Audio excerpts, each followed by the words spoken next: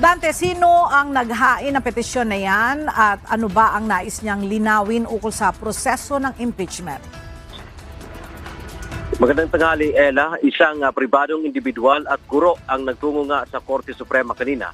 Naghain ito ng petisyon na humihiling ng declaratory relief o paglilinaw sa Korte tungkol sa kung ano ang interpretasyon nila sa salitang forthwith patungkol sa proseso ng impeachment case. May mga magkakasalungat-anyang pakahulugan kasi dito tulad ni na Senate President Francis Chis Escudero at mga legal expert na may kinalaman sa impeachment case ni Vice President Sara Duterte. Ako po ay sa gitna and inaantay ko lang po or gusto ko lang po mangyari. Ano nga ba yung magiging interpretation ng Supreme Court? Nais din itong malaman kung maaari pa ba na mula sa 19th Congress ay tatawid ang impeachment proceedings sa 20th Congress.